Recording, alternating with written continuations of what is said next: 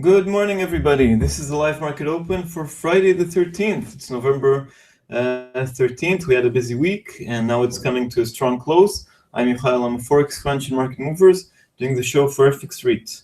And today we have, as always, covering the recent developments, lots of Fed speak, going over some charts and levels, talking about the next week, not 24 hours. And of course, your questions are most important. If you can't see the chat box, go to tlk.io/fxstreet-forex-live-video. Okay, so what did we have yesterday? Well, during the show, we already had some action yesterday. We had Mario Draghi testifying in front of the European Parliament and erasing some doubts. So some of his colleagues said that they're not sure if they're going to act in December, yes or no. He did say that they're ready to act and that inflation is too low and all the usual stuff. Not something new from him, but something that was sort of good enough and strong enough and beat what his colleagues said. So euro dollar initially fell under 107, okay? But then things turned around, mostly because of Fed speak. Before we dive into the Fed speak, let's talk about the data. We had jobless claims come a bit worse than expected, 276. Not too bad. JOLTS in the United States came out a bit better than expected. All in all, quite balanced. In addition, we had oil tumbling down, another rise in inventories that had an impact on the Canadian dollar. And this morning, we had German and French GDP figures exactly as expected. Good morning, everybody. Looking forward to your questions. Now, let's talk about the Fed. What did the Fed do to hurt the US dollar? Well, why did euro dollar manage to bounce all the way above 108? Okay, and why did also other currencies such as the pound and the yen manage to recover more against the US dollar? Okay, so good morning, everybody. What happened there? Okay, first of all, we had Bullard. He wasn't surprising. He's a bull. He's hawkish. He said it's time to end extreme monetary policy. Not news. The big news was the no news from Yellen. Okay, Yellen had a speech about another topic. Last time she had a speech about another topic, she did talk about monetary policy. She did provide some hawkish hints about a rate hike, and she sort of supported the dollar. This time it was a speech without any questions, without any side remarks. So the result was that, well, she didn't say anything, and that was perceived as dovish by markets. Why? Because they expected her to acknowledge the strength in the non-farm payrolls and sort of talk up a Fed hike in December. Okay, so she didn't do it. She didn't say anything else. She just didn't talk on topic. But I mean, she did talk on the topic of her speech, but not on monetary policy. So this sort of weighed on the US dollar. The no news was bad news for the greenback yesterday. Then Evans, which is a dove, he was relatively dovish. Lacker was relatively hawkish. He's a hawk. Dudley, number 3 at the Fed, the president of the New York Fed, he was cautious. He was also cautious in August before the September decision. And this time he was also, he didn't talk about December, also not committing to anything. Last but not least, Stanley Fisher, number 2 at the Fed. He talked late at night during the Asian session, and he talked about transitory effects regarding oil and the dollar and the trouble in financial markets. All this caused a delay in September, but he did sort of leave the door open for a hike in December. Also didn't say we're going to hike for sure, anything like that, but it was sort of good enough for markets to move. Okay, so that's what we had yesterday. All in all, there was no clear cut, no, okay, we're going to hike in December or not hike in December. It wasn't probably as as hawkish as expected. Okay, especially from Yellen. Just the lack of her saying anything was just not good enough for markets. Okay, so let's also look at the probabilities. Yesterday they were at about 67 for a rate hike. Now they're almost at 70. So if you look at the implied probability, it's actually a bit more positive. Okay, almost 70%, a bit more hawkish. Even though, so I believe that, well, we have important figures today, and that will of course set the tone. since we, well, let's cover a few currency pairs. So euro dollar, we had this dip right here yesterday during the show, under 107. False break. This euro dollar has its plays its games with us. Anyway, we didn't reach support at 106.60, and then we went all the way up. Also here, a false break, if you wish, or perhaps,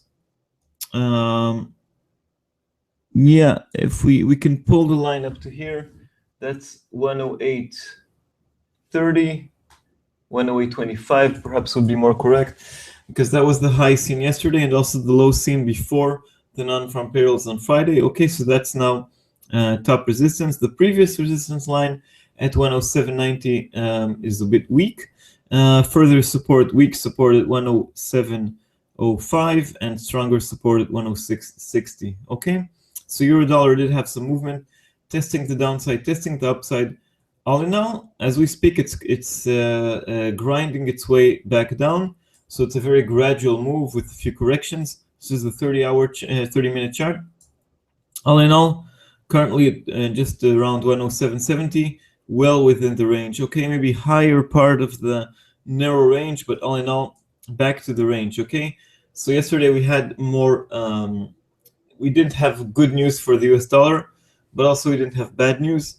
So the lack of good news weakened the US dollar, and now we're seeing it back to range. Pound dollar also had a positive day yesterday, moving up to 152.50 is seen as strong, is becoming stronger resistance. On the downside, this line here of 152 is not that strong. Perhaps, no, let's leave it this way, but note that 151.60 on the downside, 151.10 are support. On the top side, we have 153 and 153.70. No news from the UK this week, apart from, yesterday and today. So the pound moves more according to the flute of the US dollar. Okay, dollar yen grinding lower. No hawkish signs from the greenback. And no real important news from Japan. I think we did have something minor. I'm looking it up now. Yeah, we had tertiary industry index. I don't know why it's not updated. Anyway, it wasn't earth-shattering. We heard from the Japanese government that they aren't planning a new budget. Anyway, nothing that we haven't heard before. Okay, so all in all, it's more on this lack of hawkishness from the Fed. We've seen dollar yen grind down, and we can see a nice trend here, but still keeping a very, very safe distance from 122, which was the pre-non-farm payrolls level. Dollar CAD, it suffered quite a bit, despite it didn't manage to fully enjoy the dollar's weakness. It rose yesterday, dollar CAD 133.40. Canadian dollar was hit by oil prices. Yesterday we had another release of inventories. Again, they rose. More oil is running around in the markets. Let's look at the price of oil. We had a nice fall in oil prices yesterday. Yeah, so we fell under this double bottom support line of 42.50, and now at 41.70. So we have a very, very minor recovery this morning, but all in all, you can see that we're at much lower ground. Let's try to zoom out just a bit to see where we've been at these levels in oil. Well, only back in August, when the lowest in 2.5, 3 months, the worst since the Chinese stock market crash. Okay, so oil prices are tumbling down. I think I said last week or 2 weeks ago that the rise in oil prices was unjustified because there's just too much oil running around, and we're seeing it now in oil prices and also in the Canadian dollar as we speak, just around 133. 134.60 is resistance, high resistance, the 11-year high for this currency pair.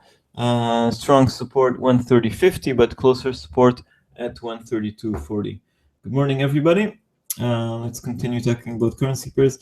Yesterday we talked about the Australian dollar. We had an excellent jobs report in Australia. Many people doubted this report because it was just too good to be true. The equivalent of 800,000 jobs gained in the United States. The figure for Australia was nearly 60,000 jobs. And they had some issues. The Australian Statistics Bureau So that's why people had doubts. Anyway, we're still holding on to relatively higher ground. 71.30. No news from China. No news from Australia. Looking forward to US figures later today. So 71.30, 71.10 is minor support. 70.65 and 70. On the top side, 72 and 72.80. Okay, these are the lines I'm watching. And the Kiwi dollar, before we move to this week's events and to your questions, 65.35 at the moment, and trading in range. 65 is support, and 65.70 sort of is resistance. So that's where we're going with the Kiwi.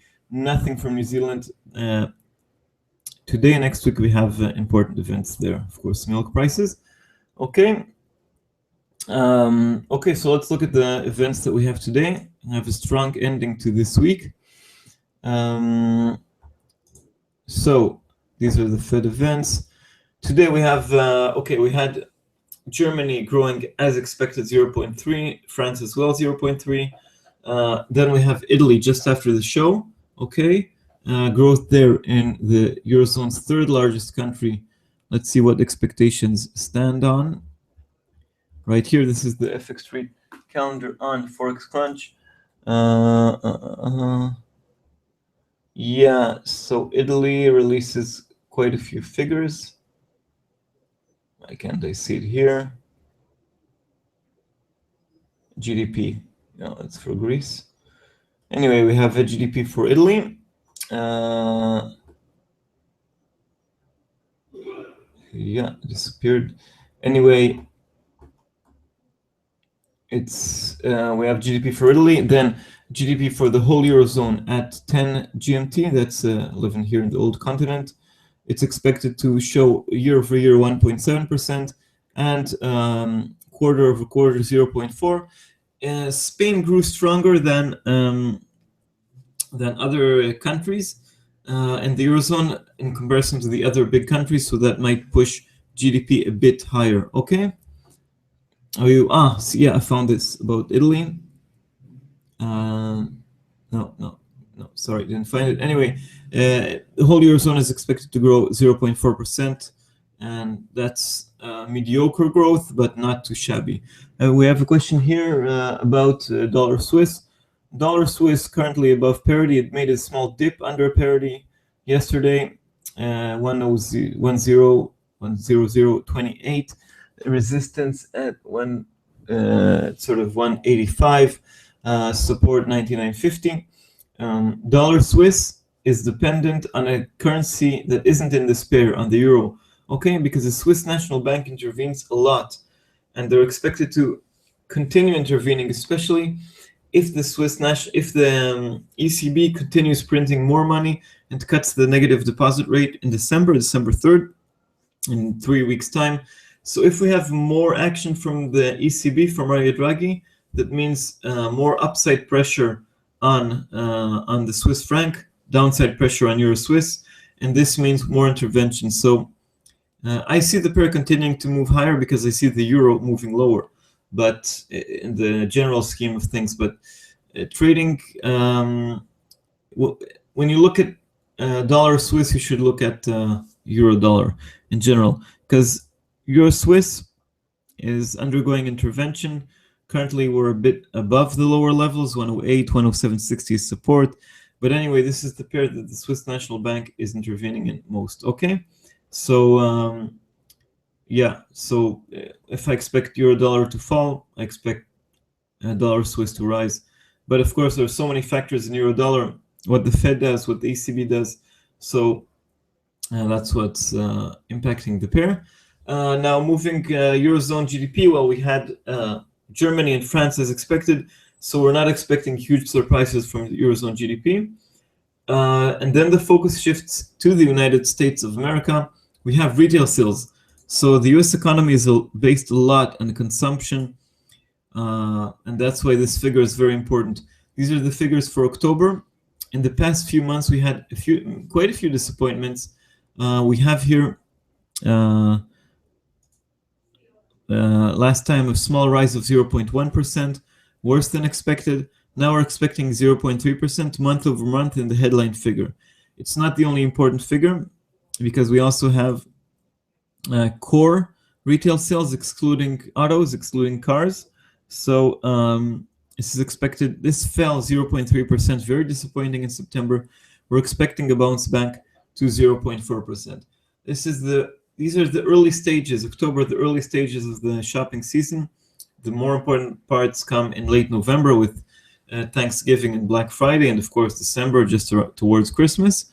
But anyway, we do know that in October we already have more activity, so expectations are high. Now, I would say that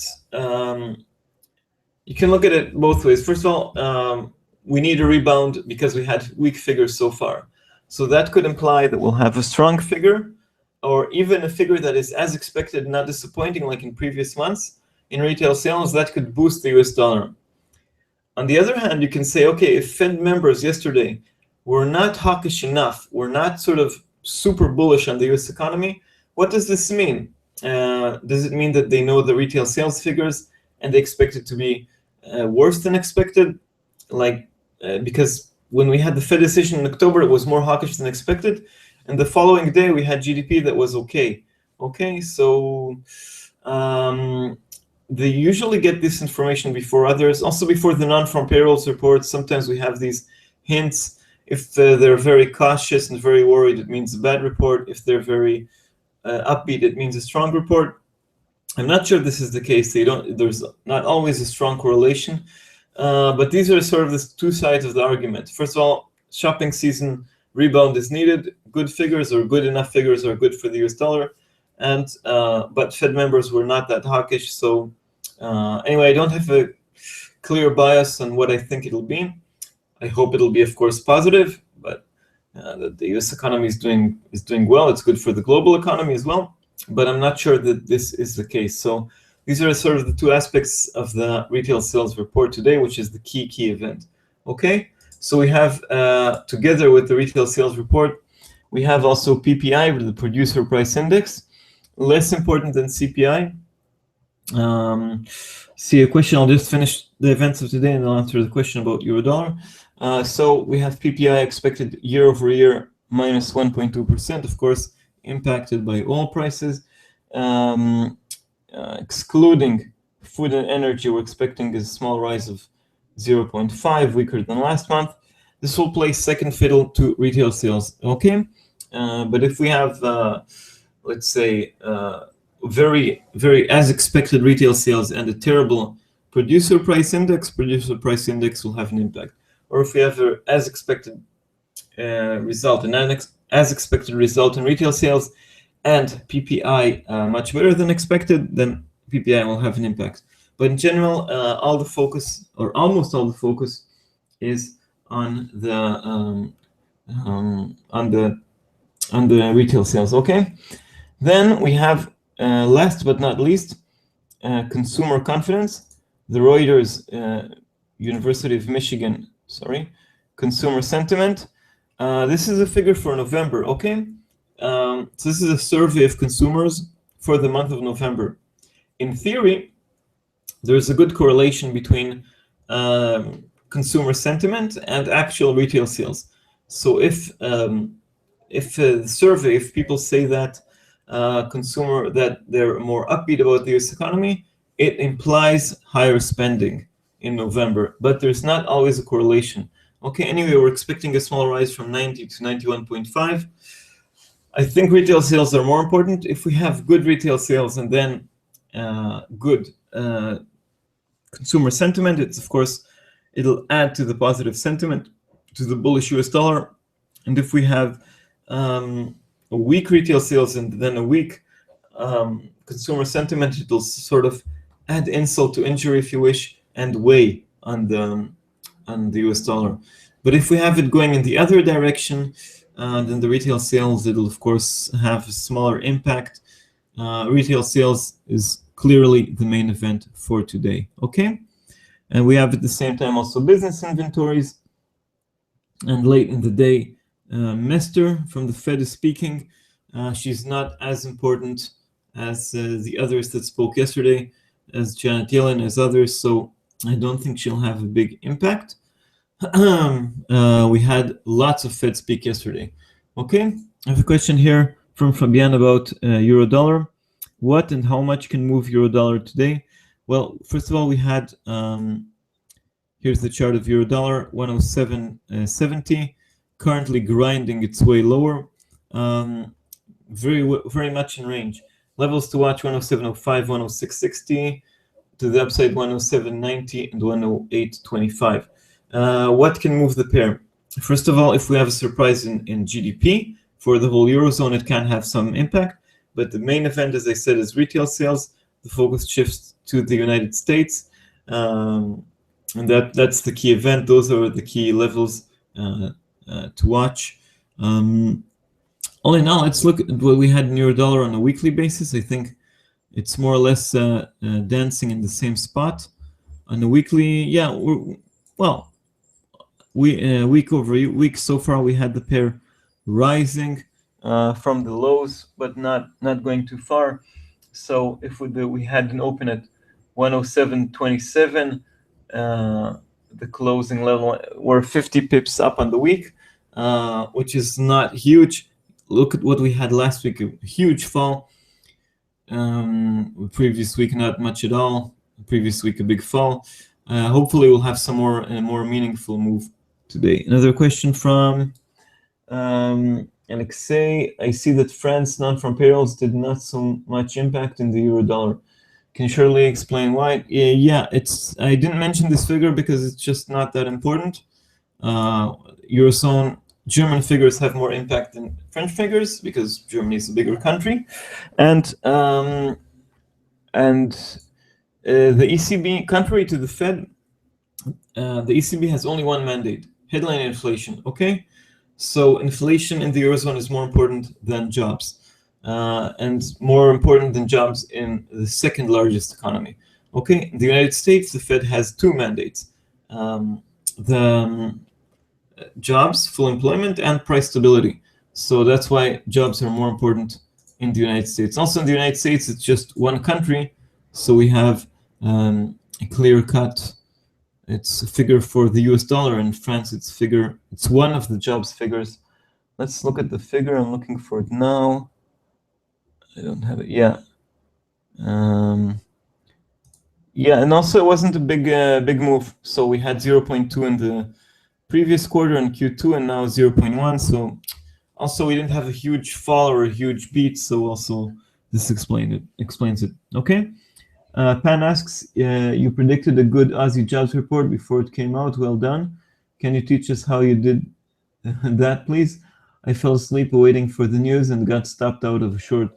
Well, I don't remember I predicted a strong jobs report, but anyway, thanks for the kind words. I did say, I think what I said is that Chinese data was weak, but Australian data is probably not that bad.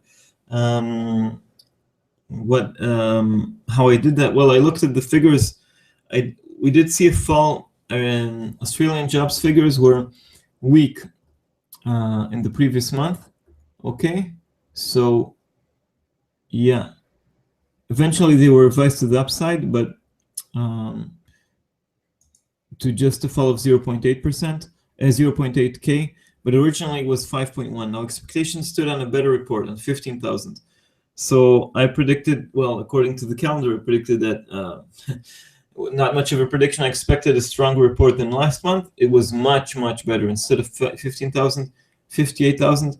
Yet again, we had a jump in the Aussie, but it wasn't that strong because we have doubts. Anyway, if these hours aren't good for you because it's late at night, 1:30 here in the old continent, 12:30 in the UK. There are other events to trade, and don't hold an open position if you are not sure about if you have a big event coming up and you're not sure about the data. Okay, so that sort of this answers your question. Looking forward to more questions, and let's talk about a bit next week or perhaps other currency pairs.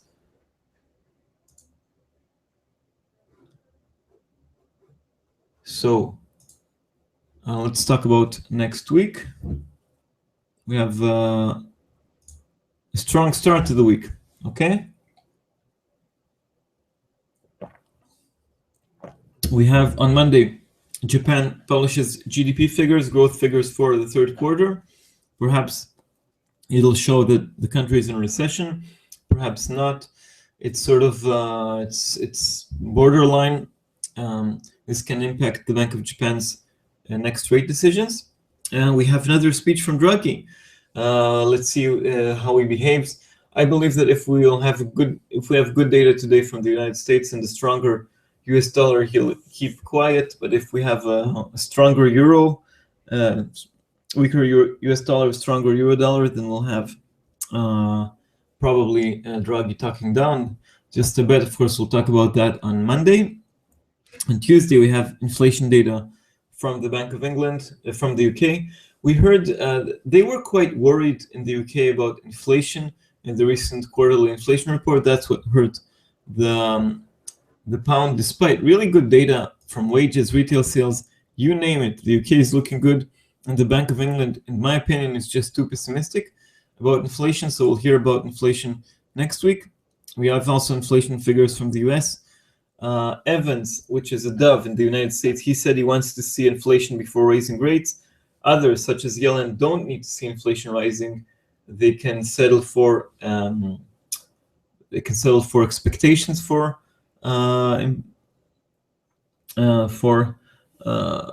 rising inflation. We have milk prices in New Zealand. It always moves the kiwi. On Tuesday, it's every 2 weeks. On Wednesday, that's the big event of the week, the FOMC meeting minutes. We have last time we had a relatively hawkish decision, and I'm not sure if we'll have a repeat of that. A hint for December, markets will be looking for that. But sometimes we have the rate decision going one way and the minutes going the other way. These are always nuances, nothing huge, but of course we'll talk about that on Wednesday. On Thursday, we have a rate decision from Japan. And on Friday, Draghi talks again. Of course, we have many more events, but these are sort of the main events for next week. See, Pan saying, lol, thanks. Had moved stop to BE. Yeah. All right. Yeah, so these are the events for next week. Have you any? Does any of you have more questions?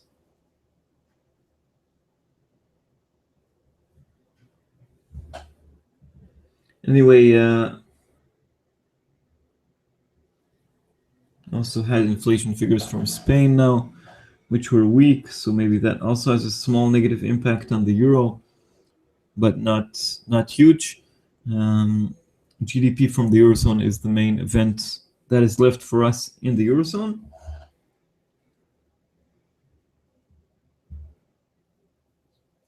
Let's talk about a few more currency pairs, okay?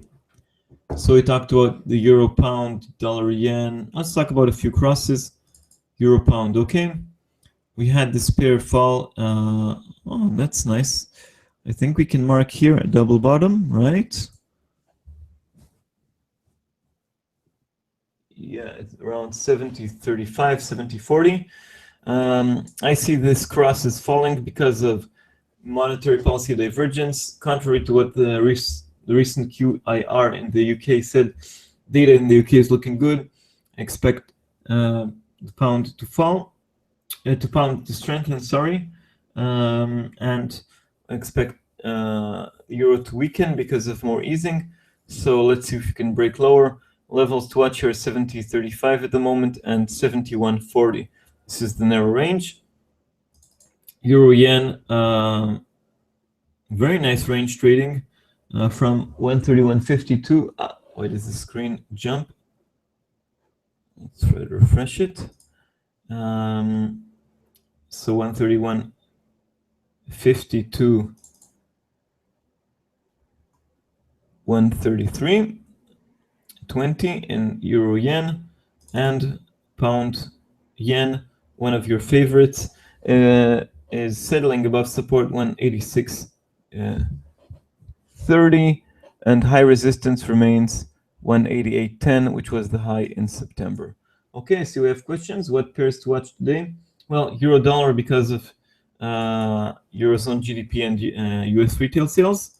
But once the focus shifts to the United States, I think we can also look at dollar yen to see if this grind lower turns into fall to 122 if we have bad figures from the United States. Often the US dollar, dollar yen responds best to US figures, or if we have good figures, move towards 123.60. So US dollar is in focus. Also with falling oil prices, I would also look at dollar CAD, even though we don't have any figures from Canada today. Okay, so euro dollar top choice, second one dollar yen, third one dollar CAD today. Okay, basically US dollar is in focus. Alexei asks, shouldn't be the Italy data, GDP and CPI big impact on euro dollar? Not so much, because Italy is the third largest country in the Eurozone, and we already have, if Italy would publish the data first, then it would have a strong impact. Okay, but since we already have data from France and from Germany and also from Spain that released it last week, so Italy has less of an impact. Okay, and the CPI data is CPI data for last month. We already had preliminary data from Germany, France, the Eurozone. So we need Italy to publish stuff first in order for it to have an impact. Spain has more of an impact, even though it's the fourth largest economy. That's because they publish it first. Okay. Another question from Pan Odd NZD. Interesting resistance. Any news from New Zealand? Still looking for an opportunity to short this. Well, let's look at this currency pair. Yeah, it's on the move higher. Basically, it enjoyed the strong employment report from Australia yesterday, so it settled above this separator line. Yeah, right here, 108.70, I would say. 108. Yeah, because that was also some kind of support here in October and some kind of resistance here. So I think it broke above resistance. Next resistance that I'd see is 110, 110.05. So yeah, it's on the move. You're looking for an opportunity to short this. I would wait for it to fall back from below 108.70. We don't have any news. We didn't have any news from Australia and New Zealand. Now they're already in weekend mode, or at least it's late afternoon over there. Okay, so it depends on the positioning rather than on data. We're not expecting any data from China or from Australia or from New Zealand. I would say that a few weeks ago we did have a surprising rate cut from China around noontime in Europe. So maybe we'll have a surprise from China. We never know when they make their decisions, but that's a low chance. We had a break above resistance in Aussie Kiwi, and let's see if we can move higher towards 110. Another question from Alexei: what is the more strongest impact for euro dollar regarding European data, GDP, CPI, vs US data? Nice question. So I would say that for Europe, because of the focus on CPI, because of the focus of the ECB on inflation, then inflation is more important in the Eurozone than in the United States. Okay, GDP is also important because it's sort of the wide figure for the economy everywhere. Employment is less important. So in addition, in Europe, they publish two versions of CPI, the preliminary and the final. Okay, in the United States only the final, but GDP in the Eurozone they publish preliminary GDP and then final GDP, which hardly ever changes. So the preliminary is of course the most important one. In the United States they publish three versions of GDP, and usually there are big revisions. So GDP is more important in the United States. It takes more attention because of all the revisions. CPI is more important in the Eurozone. Retail sales, German retail sales have an impact. It's published before the all European figures, but it's not as important as in the United States because consumption in the United States is much bigger. Okay, so if I would do a ranking, I would say in the Eurozone CPI is first, then GDP. In the United States, it's GDP, then retail sales perhaps. But note, there are also so many other reports that have an impact. For instance, in Germany, we have the IFO, the IFO figure, and the ZU figure, these really important surveys of business sentiment. They also have an impact. In the United States, we have consumer sentiment figures. In the United States, we have the ISM PMIs. And in both countries, right, in both regions, we also have the PMIs, the purchasing managers indices, which I didn't mention before, but they're also very important.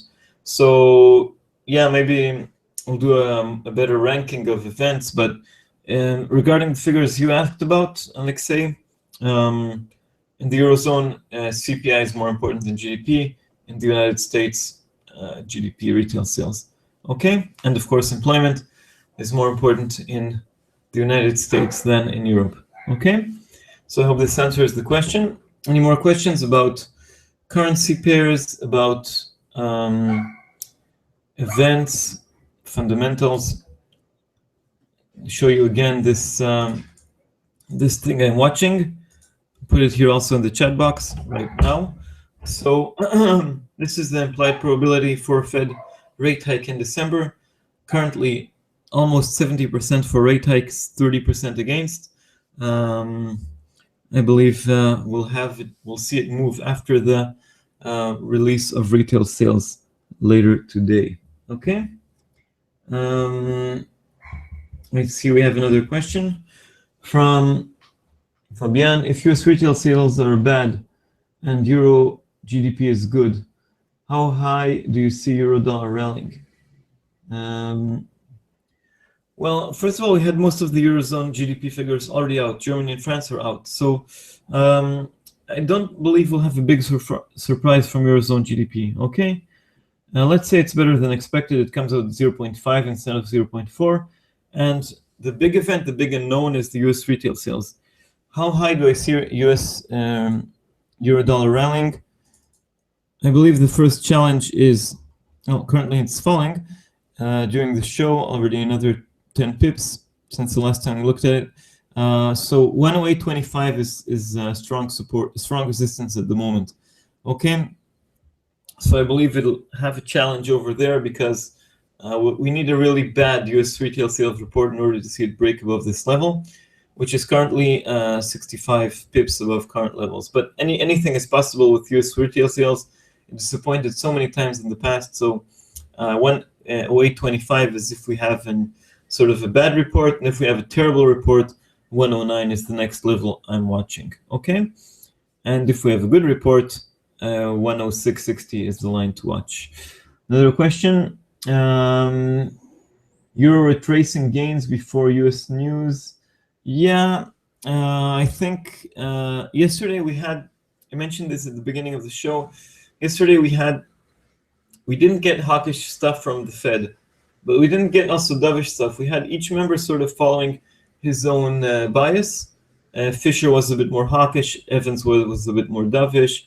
Dudley was cautious. Bullard was hawkish. All in all, everybody sort of leaned the same way. And what the missing piece yesterday was Janet Yellen. She just didn't say anything, and markets were expecting her to acknowledge the good NFP. So that's why the US dollar suffered. But if we look at what they said, it wasn't anything new. And if we look at the implied probability that I showed you before, it's even stronger than yesterday, slightly, from 67 to almost 70%. So I think it's now markets are beginning to digest that there's still a good chance, of course, of a Fed rate hike in December, and they want to perhaps take profits before the retail sales. Okay, another question from GM. Pound dollar, there seems to be very mixed consensus. There's no consensus because it's confusing. Mark Carney, the governor, sends confusing messages over there.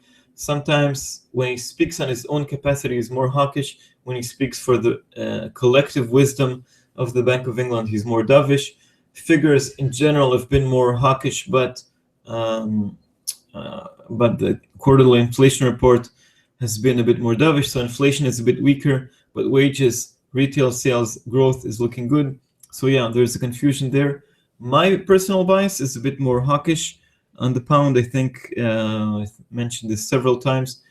We have a good chance that the Bank of England will hike rates a few months after the Fed, they don't want to be the first, but if the situation in the UK continues improving, if inflation will eventually arrive, and they don't want to be behind the curve on that. Okay, you're welcome, Alexei, and you're welcome, Pan. Any more questions? I will head to the wrap up. Anyway, I'll begin the wrap up, and if you have questions, I'll answer them at the end, like we did yesterday. Yesterday we had action from Draghi at the end of the show. Okay, so this is the wrap up for the live market open on Friday the 13th. It's the last day of the week, and we have important figures to close the week with the bang. Let's look at what we had so far. Mario Draghi, president of the ECB, erased doubts of no action from the ECB in December and weighed on the euro yesterday. We had mixed figures from the United States, another weakening of oil prices because of more inventories, no action from German and French GDP, and lots of Fed speak, and that was the main market mover. So bullish Bullard said it's time to end extreme policy. Evans was relatively dovish, he wants to see inflation first. Lacker was relatively hawkish. Dudley was cautious. Fisher was more hawkish, saw transitory effects in the US dollar and oil prices. And most importantly, everybody stood his ground, and most importantly, Yellen did not say anything. Okay, so markets expected some acknowledgement, some hawkishness from Janet Yellen. She just didn't talk on this topic, so the US dollar weakened. But all in all, the Fed, in my opinion, is on course for a hike in December. We've seen higher implied probabilities for a rate hike in December, closer to 70% from 67% yesterday. Today, we had a few GDP figures from, and we have a few more from the old continent. No surprises. Main event is US retail sales. We had many disappointments from US retail sales in the past few months, including a small rise last time in headline retail sales and another fall in core retail sales. Now markets are expecting a hike, but a rise in retail sales. That's because consumption is such an important part of the US economy. I'm not sure that will happen. We had so many disappointments, and the Fed was maybe too cautious. I think there's no clear consensus. It's really open. At the same time, we have PPI, Producer Price Index. It will play second fiddle to US retail sales. Last but not least, we have, I have a mistake here with the time. Last but not least, we have pre-GMT US consumer confidence from the University of Michigan, and that is expected to show a small rise to 91.5%. It's supposed to predict the retail sales for November, the direction of the US economy. Also is of importance, and of course, if it goes in the same direction of retail sales, it'll make the moves stronger. So that's the big events for today. If we quick look at the charts, euro dollar is a bit falling within the range. All in all, sorry, 107.60 at the moment, 107.90, 108.30. Levels to watch on the downside, 107.05 and 106.60. Pound dollar relatively resilient in high range, 152 to 152.50. Dollar yen grinding lower, making this trend line move, trending lower, 122.75. 122 is strong support, 123.60 strong resistance. Dollar CAD suffering from oil prices, but looking a bit better. As Canadian dollar, 134.60, very strong resistance. 132 immediate support, 132.40 immediate support, 131 another support line. Aussie dollar still holding its high ground after the strong jobs report. 71.10, 70.60, and 70 are support lines. 72, 72, 80 are resistance lines. Kiwi well within range, 65.30, 65 and 65.70 are resistance lines. So these are the main pairs, the main events. It's the last day of the week. We had lots of action yesterday. I believe we'll have fireworks today also with retail sales and with the consumer confidence, and of course last minute scrambling to end the week. Okay, so we have another last question from ZFX. If Albert Einstein was alive, he would have said the most powerful force in the universe is Janet Yellen's voice and not compound interest. Yeah, certainly have a point there. If you single out one person that has an impact on the markets, it's Janet Yellen, the chair of the Federal Reserve. I certainly agree. She has more opportunities to talk until the December 16th meeting, so I'm sure we'll have lots of action since then. Yeah, Pan says she sends me to sleep. Good for insomnia. Yeah, that's what central bankers try to do. They try to speak in a boring manner to not to rock the boat too much, but markets are watching every small nuance so closely that it does move markets. Anyway, that's it for today. Thank you very much, everybody, for coming. And thank you very much for your questions. We'll be here on Monday as usual. And if you have friends who are trading or whoever, colleagues, associates, tell them about the show. Tell them to come and listen and ask questions. And everybody, have a great weekend. Safe trading today. And see you on Monday. Thank you and bye-bye.